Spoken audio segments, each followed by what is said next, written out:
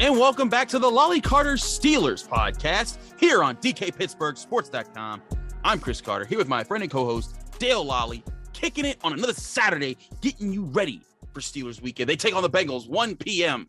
at Heinz Field for kickoff. We will all be there in force. Dale, how you been, my man? I'm good. Apparently better than Steelers Nation is doing. No, Steelers Nation is always ready to burn stuff down. Just whenever something happens, if it's not a grand win, if it's not, even when it is a grand win, there's people that want to burn things to the ground. Quick news update for those who haven't heard. Injury report has Ben Roethlisberger in a full practice Friday, which means he will play Sunday. TJ Watt still questionable. The only people that are listed out are Deontay Johnson, Carlos Davis, and Alex Highsmith. Almost forgot the last one there. But the three of them are listed as out. They didn't practice throughout the week. Ben did his normal no practice, limited practice, full practice thing after, they talk about an injury. But Dale, TJ Watt still questionable. He spoke to the media on Friday saying, he feels confident, but it's just a day-to-day thing. Is this a game? Do you think that he has to play for the Steelers? The Steelers need to win this because they got a few games ahead. The Packers, the Broncos, the Seahawks, all of those teams are playing really well right now. And this seems like a game that they need to win heading into that stretch. But is it worth risking TJ Watt if he is still kind of up in the air with this groin injury? If he's ready to play, he plays, period.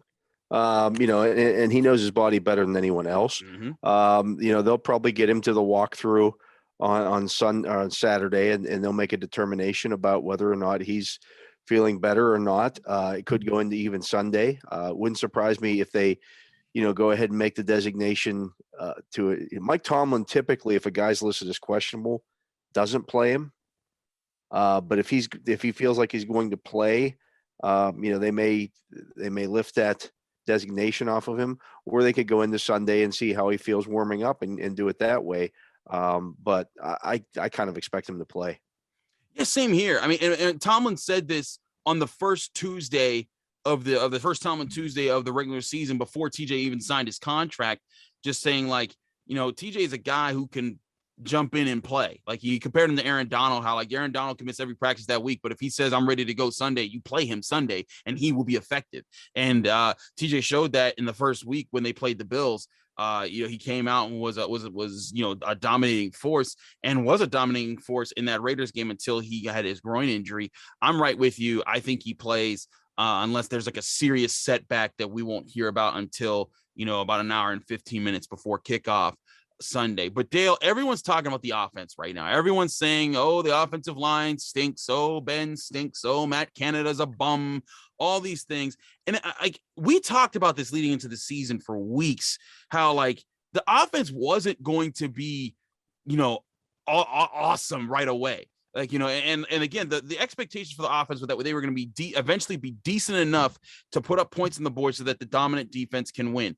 But people are acting like because the Steelers aren't scoring 4 touchdowns a week right now, that Matt Canada doesn't know what he's doing, that he's Randy Fichtner 2.0, that Ben Roethlisberger is dumb, and that the offensive line will not get any better this season. And I'm just like you said, this is typical Steelers Twitter burning everything down. Yeah, I mean, anybody who didn't know that this was going to be a work in progress wasn't paying attention. I actually saw some strides from week 1 to week 2. And here's the other thing about it, Chris. Nobody ever wants to admit that, maybe the other team might be good too. Exactly. The Raiders team played well. They played well. The Raiders played very well. The Bills are a very good defense as well. Mm-hmm. They shut out the Dolphins. Yeah, the next week, and had 6 sacks in doing so. They had 2 sacks against the Steelers. Mm-hmm. The thing is, the quarterback can mitigate some of those, hits and sacks that he takes as well. That to me is the big thing.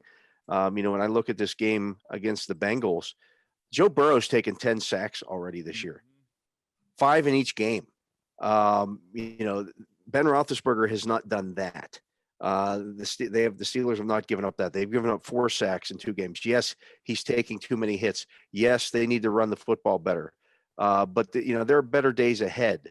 More better days ahead of this offensive line, and I think there are bad days that are going to be ahead of them. So I'm not ready. You know, again, I don't know where people think they're going to make wholesale changes. I don't know who they think 3 weeks into the season is going to come riding in on a white horse from outside the organization, and they're going to sign an offensive tackle. If there's an offensive tackle sitting out there right now, he either doesn't want to play, right, or he's too injured to play. Exactly. And there's something that there's the nobody public out doesn't there. know. You know, give me if you're going to keep pounding that drum that they need to go out and sign offensive tackles, give me names. Tell me somebody. Let me know who it is, because I'm willing to listen, but I know that there's nobody out there. You know, just because so-and-so was good 5 years ago doesn't mean he's good now. Doesn't mean he's ready to play football, step off the couch and go out and play 60 snaps in an NFL game. So, you know, Mike Tomlin and Matt Canada both reiterated this week, they're not ready to make any offensive line changes because it's not just one guy making mistakes. And it's not typically, you know, major breakdowns. It's one guy on a particular play. Yep. It's given up the, you know, and it doesn't even always have to be the offensive line. Sometimes it's the tight end or the you know, the blocking backs or whoever not making their block. So these are things that are going to get ironed out. You know, is this line going to be a top 10 unit? No, but I never expected it to be. Exactly. That's my whole thing here, Dale, is that people who were setting their sights on it's funny, the parts of Steelers history that people want to romanticize with, like they want to romanticize with, oh, maybe they can get to be the offense of 2017 and 2016 when Le'Veon Bell and Antonio Brown and Ben Roethlisberger were lighting it up, and Martavis Bryant, and then you had a young Juju Smith-Schuster and Marquise Pouncey and David Akette and all these great things with the offense. It's like, look, this team, we always knew, if you looked at the roster, the best chances that they had to be a good to great team this year was to have a stifling and dominating defense with an offense that was middle of the road and was, hey, you can score when you need to, and you can take advantage of when the other team makes mistakes, but you're not going to be the offense that puts up 30 points a game. Like, you know, the offense that they wanted to be when Todd Haley was in Pittsburgh, and that, you know, everyone was, you know, they had all the superstars. They can be a better unit. And this offensive line, again, it takes time to gel. Trey Turner has talked about that multiple times, including on Friday after practice. You know, it takes time for that group to come together, even when it's a bunch of veterans who have high pedigrees. Like, say they go and get Morgan Moses. They may be slightly better right now, but they would not be the coalesced unit that everyone's saying, oh, if you'd sign Morgan Moses right now, they'd be amazing. And I'm like, no, one guy doesn't, simple. One guy doesn't fix any offensive line. Exactly. You know, that's just the reality of the situation. You know, I think the Steelers will have more success this week moving the football. And one of the things, you know, necessity is often the mother of invention. Yes. Not having Deontay Johnson available for this game. Suddenly, here's the thing, the conundrum that Matt Canada faces. You want Deontay Johnson on the field because he's your best receiver. He's the guy that is your, you know, man beater, all that stuff. You get the ball into his hands and he makes a play. You want Chase Claypool on the field because he's your field stretcher. You know, and he's a physical matchup problem for opposing defenses. You want Juju Smith-Schuster on the field because he's your best blocker and he's your toughest receiver. You can throw him the ball and he'll get you some tough yards. So you don't want to take those guys off the field. And obviously you got to have Najee Harris on the field. That only gives you one other spot. Yeah. With your 5 eligibles. Well, now you take Johnson out of the equation, and I think you're going to see more double tight end sets. I think you're going to see perhaps Derek Watt on times. I was going to ask you, if you didn't say those words, I was going to be like, but what about Derek Watt? Because everyone's and here's the fullback. Thing. The fullback, bringing a fullback onto the field does not mean that you're going to automatically run the football better, because bringing a fullback onto the field means that the defense is therefore going to adjust and bring another big body onto the field as well. So, you know, you're taking your offensive line, which we know is struggling right now, and you're going to say, okay, we're going to get you out of this nickel defense here where you've got maybe, you know, 250 pounders and 300 pounders on your line. And maybe you go to 300 pounders and 3 linebackers behind them or something of that nature. That doesn't make it any easier to run the football. I think it doesn't. I think people are living in the 70s when they think that the fullback is automatically means that if you've got a fullback in the game, that means you can run the ball. I had people texting out stuff about or tweeting out stuff about, I long for the days when Roosevelt Nix would lead Le'Veon Bell through the hole.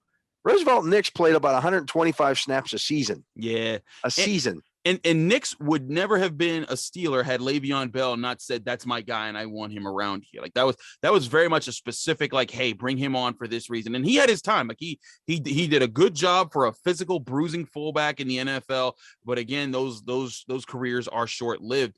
But I get also beyond the old time, and people watch the highlights of Matt Canada offenses of years past, back in the days of Pitt when George Aston used to get all the trick plays. And I get it. There's excitement around it, but it's not that simple in the NFL. Teams aren't going to just fly open and just give you these opportunities to just walk through. I do think there could be some packages with Derek Watt. I'm not saying that I think he gets 10 snaps against the Bengals. I think there could be some interesting calls when he's on. There could be some run plays where you see him blocking, also some pass protection plays where he's in there to help Ben Roethlisberger, but also some plays where, hey, if they leave him open, Ben might hit him, and give him a chance to make some plays.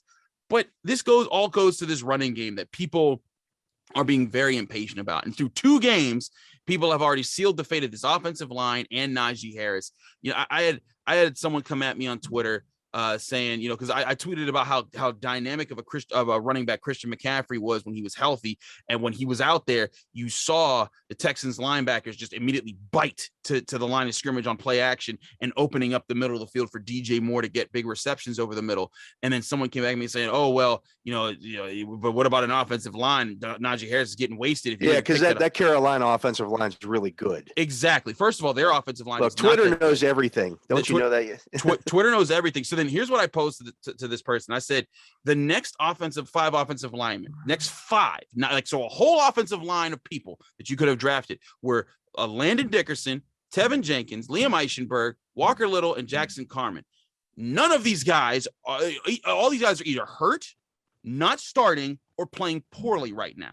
And so if they had taken any of those guys with that first round pick of Najee Harris, you'd be mad if you're a Steelers fan, because you'd be sitting there saying, man, we didn't pick a good offensive lineman, and now Najee Harris would be somewhere else. That was a reach. That's the thing. Any offensive lineman the Steelers would have taken in the first round would have been a reach. Right. Period. End of story. So let's not try to make revisionist history here. Najee Harris was the pick. He was the right pick. It's just going to take some time to get him going. I'm of the belief, though, that they need to get him 20 touches a game. I don't care how they do it. However they do it, I'm right with you. I don't care if it's 5 runs and 15 catches. Get that guy the football. Yeah, I'm right here with you. That was the reason I did my classroom on throwing him the football. I broke down how in 2014, when the Steelers offense went from ranking in the 20s to ranking in the top 10, it was because Le'Veon Bell, he didn't run sophisticated routes. He just ran up 2 yards, turned around, and if Ben didn't see what he liked, he hit him, and he got yards. And 829 of his 854 yards that year were after the catch. Look at what the Titans did last week with Derrick Henry coming back. He had 6 catches in that game. That's his career high. Mm-hmm. And he was never a receiving back. He's always been a power back. You just get those guys the ball in space. You get them out on the edge. If the issue is, well, it's too clogged up in the middle of the field to run the football, get that guy out on the edge. Exactly. Get him different looks. Find different ways to feed him the football. You draft him all he's going to do is beat one guy, and hey, there's a 25-yard touchdown. Exactly. I'm right here with you on that. Yeah. Bottom line, this offense ain't nowhere near done. I think we've barely seen the tip of the iceberg. But a key thing that we probably will see moving forward is they need to feed Najee Harris the football. We're going to take a quick break from this. We come back. It's NFL picks time. We'll go through all of our picks Sunday through Monday to get you ready for the weekend. Chris Carter and Dale Lolley here on the Lolley-Carter Steelers podcast.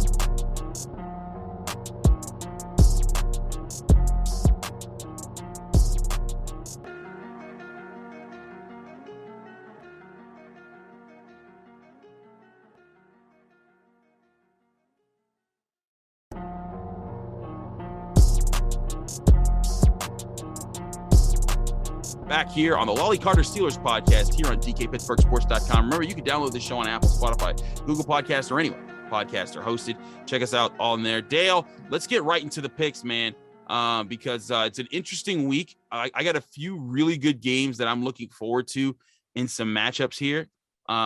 Oh, by the way, because I know you were really big last week about me talking about the results, but I won last week. So just how did you win? You picked the Bengals. No, I didn't pick the Bengals. You picked the Bengals. I did not pick the Bengals. You picked the Bengals because I said, how could you pick the Bengals over? You said that the Bears were a playoff team. No, see, you tried this last week. You said the week before that I picked the Bears to win, and I did not pick the Bears to win, but I did pick the Bears to win this week or last week, this past week too. So get out of here with that. Our only difference, as stated at the end of that podcast, was you picked the Chargers and I picked the Cowboys. And since the Cowboys won, I won the week. So in your face. What was the week one standings? I don't know. I didn't count. You're just ignoring that. We had 5 different picks and I won. So, yeah.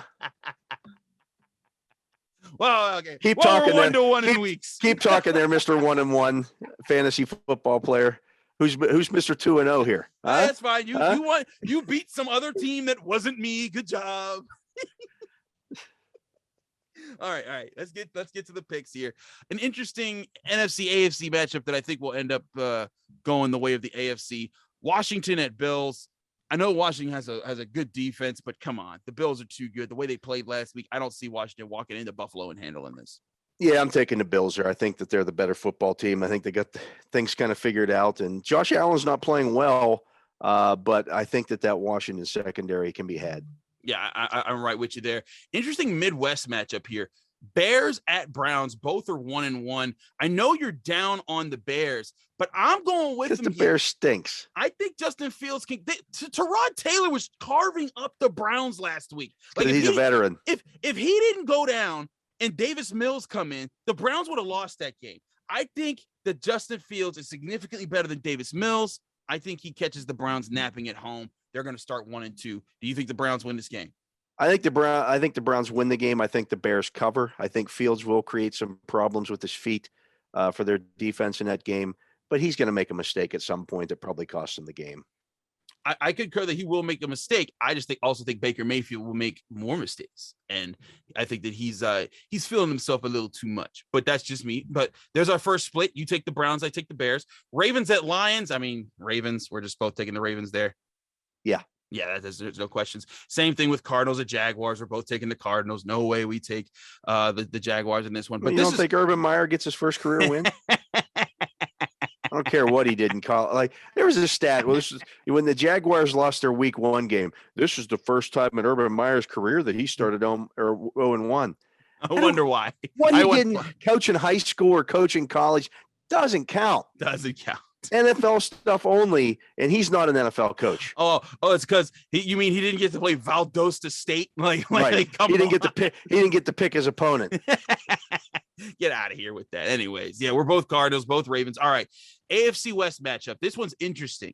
It's Chargers at Chiefs. Both teams 1-1. Chargers lost a heartbreaker last week. Chiefs also lost a heartbreaker last week. But I'm going with the Chiefs, the home team.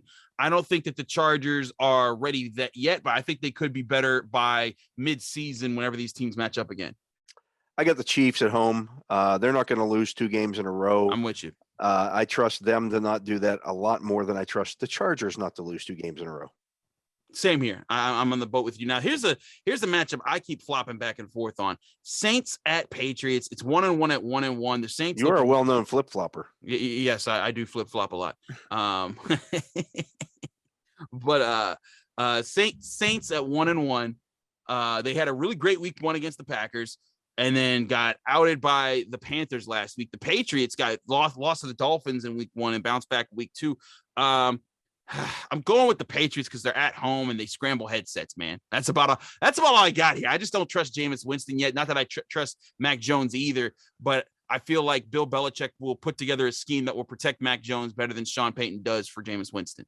I saw this stat today, Chris. What's up? There are 78 players with more total yards right now than Alvin Kamara in the NFL. Bill Belichick will find a way to take him out of the game. That's really all you got to do against the Saints is make sure that Kamara doesn't beat you because they don't have anybody else. Right. So I'm going to go ahead and take the Patriots at home as well. I thought Sean Payton was an offensive genius. Yeah, I think that was more so he had Drew Brees and a bunch of weapons for several years. Here's a toilet bowl game. Falcons at Giants, 0-2 at 0-2. I literally flipped a coin on this one. I'm just picking the Falcons just because I really don't trust either team. I could pick the Giants, but I don't trust Daniel Jones. I feel like he'll make more mistakes in this game. Give me the G-men all day long. Their defense is actually an NFL defense, whereas the Falcons don't have a defense. And I think that I think Saquon Barkley gets loose a little bit this week. I need him to. He's on one of my fantasy teams. One of your losing fantasy teams. No, this team is 2-0. You need to calm down. Anyways, Falcons. I got Falcons. You got Giants. So we have some splits here. I have the Bears. You have the Browns. I have the Falcons. You have the Giants. I think those are our only splits so far. Moving right along here. Colts at Titans. I'm sorry. I don't believe in anything the Colts have shown me so far. I got to pick the Titans. Yeah, the culture might be cooked after 3 weeks. I'm taking the Titans. Another one I think should be easy. 2-0 Broncos hosting the 0-2 Jets. Jets stink. I'm just taking the Broncos. Yeah, I'll take the Broncos as well. The Jets might be right there with the Falcons among the worst teams, and the Jaguars. Those 3 teams, they're going to be vying for the number 1 overall pick all season long. Deck the Broncos there, just Yonkos. Dolphins at Raiders here. Dolphins 1-1, Raiders 2-0. I like the way the Raiders are playing, and they didn't get smoked last week, and they do have their starting quarterback, unlike the Dolphins. I'm sticking with the home team here, Las Vegas. Yeah, they played this same game last year, and the Dolphins went out there and won with Ryan Fitzpatrick coming off the bench to save that one. He's not on the team anymore. I like Jacoby Brissett, but I'm taking I'm going to take the Raiders here, although I think it'll be close. Here's my game of the week. The 2-0 Buccaneers at the 2-0 Rams at 4:25 kickoff. I like both of these teams. I think they're both going to be serious contenders in the NFC playoffs, but I'm sorry. I'm not betting against the Buccaneers until I see them lose, maybe this week. And I like the Rams, but I like the Buccaneers in this game. It will be this week. I'm taking the Rams, who are my Super Bowl pick coming out of the NFC. Hey, look, the Buccaneers aren't going to go unbeaten. No, they're not. I have them losing several different points this season. And the Rams have, a more difficult schedule. I think the Rams get this one, take care of business here. That'd be a very interesting thing. I'm sure a lot of people would be happy to finally see the Buccaneers lose. They haven't since week 10 of last year. It's been a minute since they. Plus, they play the Patriots next week, and that's going to be hilarious. You get Tom Brady looking ahead a little bit. Yeah, that could very well. Okay, I see what you're doing there, Dale. I'm sticking with the Buccaneers. That is our third split here. You got the Rams. I got the Bucks. Seahawks at Vikings. I mean, the Vikings, that was just a heartbreaker that they lost last week, missing that field goal. They've lost 2 heartbreakers. They could easily be 2-0. They could easily be 2-0, but I'm going with the Seahawks. I can't bet against Russell Wilson against the team that doesn't know who they are yet. Yeah, I got to take the Hawks here. The Vikings pass defense has been among the league's worst. They will light them up. And Dalvin Cook probably doesn't play. Did you get a chance to listen to the local radio broadcast of that Vikings loss last week? No. So they're calling the field goal at the end where the Vikings just have to make like a 45-yard kick, and the kick goes up, and the guys that are doing the game live on air are like, it's good. Yeah, oh no, he missed it wide left. And like the whole, like you just hear the sorrow and the despair break out into their radio booth because they legitimately thought and announced that the Vikings had won that game. And then it was just like, oops, that happened. And all of a sudden they didn't win that game. It was so sad. I think they go 0-3. It's not the Vikings year this year.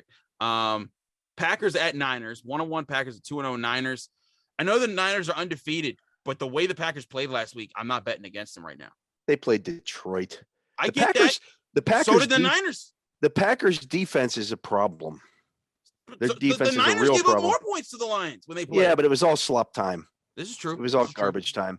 The 49ers were easily in charge of that game the whole way.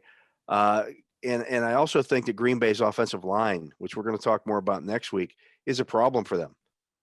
So I'm gonna go ahead and take the 49ers in this game. That's an interesting. So we got 4 splits now. So I believe 4 picks where I'm right and you're wrong. Oh, okay. That's okay. Right. Calm down, buddy. You're on a losing streak right now, so stop it. We have our Monday Night Football game, good old fashioned NFC East showdown. Eagles at Cowboys. No way I'm picking against the Cowboys right now. They are playing much better football than Philadelphia. I don't know if it's much better football than Philadelphia, but they're playing better football than Philadelphia. I'm taking the Cowboys at home. Micah Parsons is a bad dude. All right, so through these picks, I believe we have four games were different. You have the Niners, I have the Packers, you have the Giants, I have the Falcons, and what was our fourth one? I know you have Browns and I have Bears. I think I'm missing one somewhere. It was the Rams and the Buccaneers. You had the Jaguars and I had the. I know. Don't see it. See, I know you. I know how you try to sneak these things in. I never picked it. I haven't. Just remember, everybody. Chris picked the Jaguars. I never picked the Jaguars. Jeez. You picked the Falcons. You picked the Giants. The Giants. They stink. They both stink. This is going to be a toilet bowl. And the Giants are a much better team than the Falcons. And they'll still find a way to lose. Watch it, guarantee. I was watching that last game with Taylor. The Falcons are the kings of finding a way to lose. So are the Giants. I was literally watching that game with Jenna Harner. We're watching the game. She's a Giants fan. And like when Washington missed the kick, we're all like, hey, Jenna, your team won. She never broke eye contact with the TV. She's like, nope, they blew this somehow. And sure enough, there was a flag, and they had to re-kick, and Washington. It was a phantom flag. It was a phantom flag, but she knew, and because she knows the pain of being a Giants fan. And that's the problem. You can't be a fan when you cover the NFL. You can't do it. Final pick here. The big game everyone's talking about. See, it will be different here, too, because you're picking the Bengals, right? Totally. That's exactly what I'm doing. Bengals at Steelers, 1-1 at 1-1. Before we give our final score predictions, what do you think is the big turning point of this game, or the biggest factor in this game that determines the outcome? The defense had better start getting some turnovers. Yeah. They need to do that. Burrow threw interceptions on 3 consecutive passes last week. He doesn't look good right now. He's not in a good place. The Steelers will rush the passer. They'll get after him. His sack percentage right now is 15%, which means if he threw 100 passes, he would be sacked 15 times. That's not good. It is absolutely not good. He was sacked 38 times in 10 games last year, and his sack percentage was 7.5. So he's at twice the rate that he was last year. It's not good right now. He's holding the football. He's not scrambling. He's run the ball once for 2 yards. The Steelers are going to get after him. They'll force some turnovers. I like the Steelers 24-17. Yeah, I got a similar sort of score. I said I wanted to be weirder, so I said 26-13. You're always weirder. Yeah, so. Yeah, I try to be, man. That's how I make my money. But 26-13, just a weird game. But the Steelers will put up enough points. You might even see some defensive points in this game for the Steelers. But I'm right with you. The Steelers have the best pass rush in the NFL. They're going to get after. They're going to get after these guys. And the Bengals are going to just be under siege. They may get some pressure on Roethlisberger, but not nearly as much as the Steelers get on Burrow. I think the Steelers control this one throughout the game, and by the mid-fourth quarter, everyone's kind of looking for the exits as far as like, all right, how do we get up out of the North Shore of Pittsburgh and get to our next destination for the 4:00 game? So we both have the Steelers there. So again, we only have 4 splits. I picked the Bears, you picked the Browns. I picked the Falcons, you picked the Giants, I picked the Bucks, you picked the Rams, I picked the Packers. You picked the Jaguars, and I picked the Cardinals. I did not do any such thing. Stop it. See, everybody remember, Chris picked the Jaguars. You see what he's trying to do to you all? Don't let him coax you into thinking this. If you tweet at us that you can let us know that like you see what Dale's trying to do. You're such an Urban Meyer apologist. How am I an Urban Meyer apologist? Where am I? I hate Urban Meyer. What are we doing here? We're just creating just narratives that don't exist. Someone's going to tweet at me and say, you're an Urban Meyer apologist. And I'm like, no, this is Dale. I'm going to start tweeting that out. Chris Carter's an Urban Meyer apologist. My goodness. Dale, it's always fun to do this show with you. Thanks as always for being on. I'm Chris Carter. He's Dale Lolley. Thanks so much for listening to the show. Download it on Apple, Spotify, Google Podcasts, all the place podcasts are hosted. Also support everything we do at DKPittsburghSports.com with our podcast network. We got a lot of shows coming out every day of the week. It's awesome. And don't forget, we will be at Heinz Field covering the game live. If you want to check out all that coverage at DKPittsburghSports.com. From Chris Carter and Dale Lolley, thanks for listening. Be back in your ears next week.